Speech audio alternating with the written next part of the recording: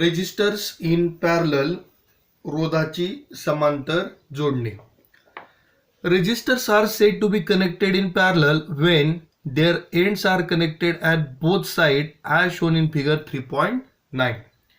तर बघा, रोधाची समांतर जोडणी केली असं आपण केव्हा म्हणतो, तर ज्या वेळेस त्याच्या दोन्ही बाजूची जी टोकं आहेत ती त्या बाजूस एकत्र जोडून त्याची जोडणी केलेली असेल तर त्या जोडणीला आपण समांतर जोडणी असं म्हणतो. ठीक आहे, आकृतीमध्ये दिसतं पाहिजे आपल्याला. Okay, the figure shows the three resistors R1, R2 and R3 connected in parallel between point C and D. ठीक आहे, तर बघा तिथं C आणि D या बिंदूच्या दरम्यान हे तीन R1, R2, R3 जे रेजिस्टर आहेत ते एकमेकांना समांतर जोडणीमध्ये जोडलेले आहेत. V is the potential difference between C and D. तर बघा, C आणि D या बिंदूच्या दरम्यान जो विभवांतर आहे तो काय आहे, V आहे. म्हणजेच ह्या R1, R2 आणि R3 साठी हे पोटेन्शियल डिफरन्स सेम असेल. ठीक आहे, तिघांसाठी V ची व्हॅल्यू. ओके, तर आता आपल्याला डिटरमाइन काय करायचं आहे की या R1, R2 आणि R3 मधून नेमका करंट किती वाहतो. ठीक आहे, म्हणजे प्रत्येक इंडिव्हिज्युअल रेजिस्टन्सला आपल्याला करंटची व्हॅल्यू कॅल्क्युलेट करावी लागेल. Let the I1, I2 and I3 be the currents flowing through R1, R2 and R3 respectively. Okay, तर या R1, R2 आणि R3 मधून वाहणारा जो करंट आहे, विद्युतधारा जी आहे ते आपण I1, I2 आणि I3 मानली. ठीक आहे, then the total current flowing through the circuit is, तर बघा परिपथातून वाहणारी एकूण विद्युतधारा बरोबर I is equal to I1 plus I2 plus I3, equation first. ठीक आहे, ओके. त्यानंतर बघा, let RP P for parallel be the effective resistance between C and D. तर बघा, आपण आधी सुरुवातीला RS का वापरलं होतं, तर तिथं आपण सगळे रेजिस्टन्स जे आहेत ते सिरीज मध्ये जोडले होते आणि आता ते कसे एकमेकांना पॅरलल आहेत, म्हणून इथं आपण जो इफेक्टिव्ह रेजिस्टन्स आहे त्याला आपण RP हे यूज करतोय पॉइंट C आणि D या दरम्यान. ओके, तर त्यानंतर काय आहे बघा, तर अकॉर्डिंग टू ओहम्स लॉ, काय ओहम्स लॉ, मग current flowing through the conductor directly proportional to potential difference across between two end. ठीक आहे, तर आपल्याला डिटरमाइन काय करायचं, आता करंट डिटरमाइन करायचं आहे इंडिव्हिज्युअल रेजिस्टन्स मधला. म्हणून तर काय म्हणलं बघा, I is equal to V upon RP. RP काय आहे, इफेक्टिव्ह रेजिस्टन्स. आता आपण इंडिव्हिज्युअल विचार करू R1, R2 आणि R3 साठी. ह्या तिन्ही मधून वाहणारा जो करंट आहे I1, I2 आणि R3, तर आपला फॉर्म्युला काय होईल मग, I1 is equal to V upon R1, I2 is equal to V upon R2 and I3 is equal to V upon R3. ठीक आहे, substituting these value in equation first. आता या किमती आपण इक्वेशन फर्स्ट मध्ये ऍड करूया. काय मिळालं मग आपल्याला समीकरण, V upon RP is equal to V upon R1 plus V upon R2 plus V upon R3. ठीक आहे, कॉमन V कॅन्सल केला आपण, काय राहिलं मग शेवटी, therefore 1 upon RP is equal to 1 upon R1 plus 1 upon R2 plus 1 upon R3. आता याच पद्धतीनं आपण n number of resistor parallel मध्ये जर कनेक्ट केले तर असणारा फॉर्म्युला काय असेल बघा, therefore 1 upon RP is equal to 1 upon R1 plus 1 upon R2 plus 1 upon R3 plus dash dash dash plus 1 upon Rn. ठीक आहे, म्हणजे जर आपण n रोध जर समांतर जोडणी जर जोडले तर आपल्याला हा फॉर्म्युला यूज करावा लागेल. ओके, त्यानंतर काय सांगितलं बघा, even if one of the several bulbs connected in parallel becomes non functional because of some damage to its filament, the circuit does not break as the current flows through the other parts and the rest of the bulbs light up. ठीक आहे, तर बघा, समांतर जोडणी आणि series मधली जोडणी, एकसर जोडणीत काय फरक आहे बघा. एकसर मध्ये काय होतं, एखाद्या जर रेजिस्टर काम करत नसेल तर तिथून करंट पास व्हायचा नाही आणि पूर्ण सर्किट ब्रेक व्हायचं.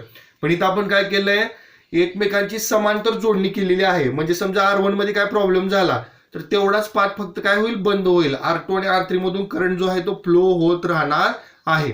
म्हणजे आपण जर तिन्हीला बल्ब जोडले फक्त एकच बल्ब बंद होईल आणि बाकीचे 2 बल्ब सुरू राहणार आहेत.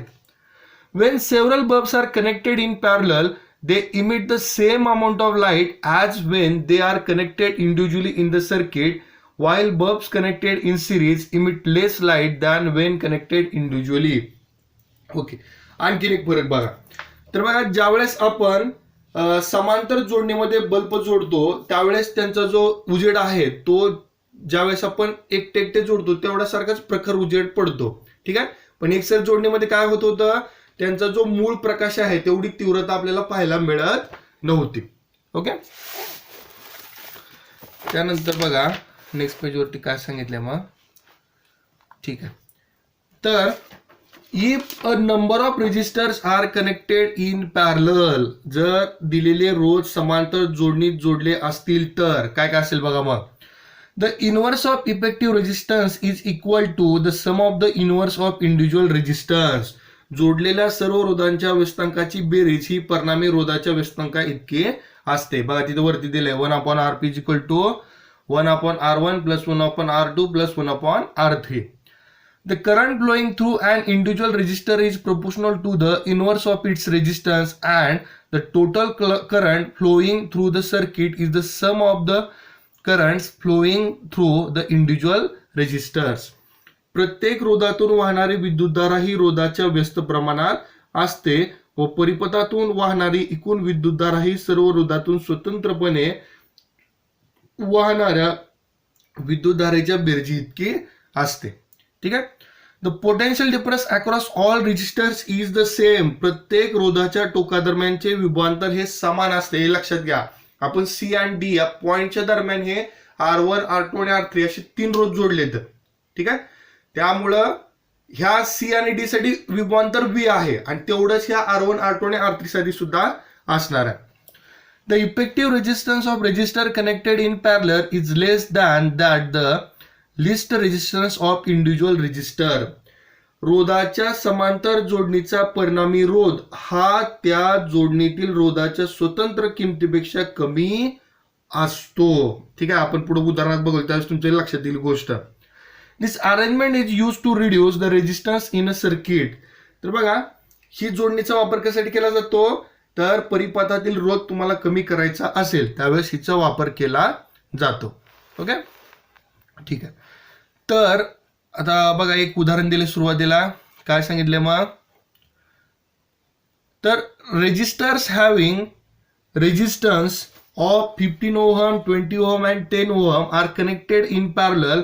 What is the effective resistance in the circuit. Okay. तर बघा 15 ओहम, 20 ओहम आणि 10 ओहमचे 3 रोध समांतर जोडणीत जोडले आहेत. तर परिपथातील परिणामी रोध काढा. ठीक आहे.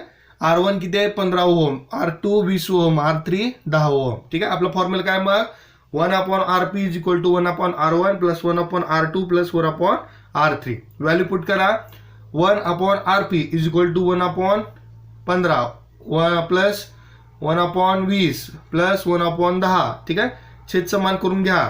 पहिल्या ठिकाणी 4 ने गुणावं लागेल, दुसऱ्या ठिकाणी 3 ने, तिसऱ्या ठिकाणी 6 ने. तर काय मिळाल बघा 4 + 3 + 6 छेद 60. तिघांची बेरीज 13/60 is equal to 1/Rp. Okay.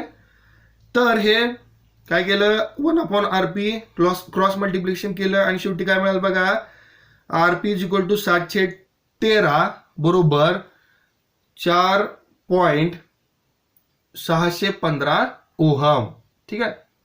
तर काय लक्षात आलं तुमच्या बघा, that is therefore effective resistance in the circuit is equal to 4.650 ohm less than the least of the 310 ohm. म्हणजे लक्षात आलं का बघा. तर परिपथातील परिणामी रोध किती आलाय 4.615. आपण वरती काय म्हणलो होतो, रोधाच्या समांतर जोडणीचा परिणामी रोध हा त्या जोडणीतील रोधाच्या स्वतंत्र किमतीपेक्षा कमी असतो. ठीक आहे. म्हणजे बघा इथं जे 15, 20 आणि 10 ओम आहेत ह्यांच्यापेक्षा हा परिणामी रोध कमी आहे. ठीक आहे. The effective resistance of resistor connected in parallel is less than the least resistance of individual resistor. हे प्रूफ झालं इथं. ओके. आणि आणखीन एक प्रॉब्लेम दिला खाली. तर बघा 3 resistors having resistance of 5 ohm, 10 ohm and 30 ohm are connected in parallel and a potential difference of 12 volt is applied across them. काय केलं बघा मग 5 ओहम 10 ओहम आणि 30 ओहमचे 3 रोध समांतर जोडणीत जोडले असून त्यांच्या दोन टोकात 12 व्होल्ट इतके विभवांतर प्रयुक्त केले आहे. काय करायचं मग बघा, obtain the current flowing through the circuit and through individual resistor. What is the effective resistance in the circuit. Okay, तर काय करायचं मग प्रत्येक रोधातून वाहणारी विद्युतधारा व परिपथातून वाहणारी एकूण विद्युतधारा काढायची आहे. तसेच परिपथातील परिणामी रोध सुद्धा काढायचा आहे. चला गिवन काय काय मग आपल्याकडं R1 5 ओहम, R2 10 ओहम आणि R3 30 ओहम आणि पोटेन्शियल डिफरन्स किती आहे 12 व्होल्ट. सुरुवातीला आपण प्रत्येक रेजिस्टन्स मधला इंडिव्हिज्युअल करंट कॅल्क्युलेट करू. मग सुरुवातीला I1 is equal to V/R1. ठीक आहे. पोटेन्शियल डिफरन्स 12, पहिल्या रेजिस्टन्सची किती आहे व्हॅल्यू 5 ओहम, दोघांचे भागाकार 2.4 अँपियर. I1 ची किंमत मिळाली. I2 साठी बघा V/R2 12 डिवाइड बाय 10 किती आलं 1.2 अँपियर. ठीक आहे. आणि I3 साठी V/R3 is equal to 12/30 is equal to 0.4 ampere. आता काय करूया, एकूण विद्युतधारा किती होते बघू. टोटल करंट किती आहे मग I is equal to I1 plus I2 plus I3.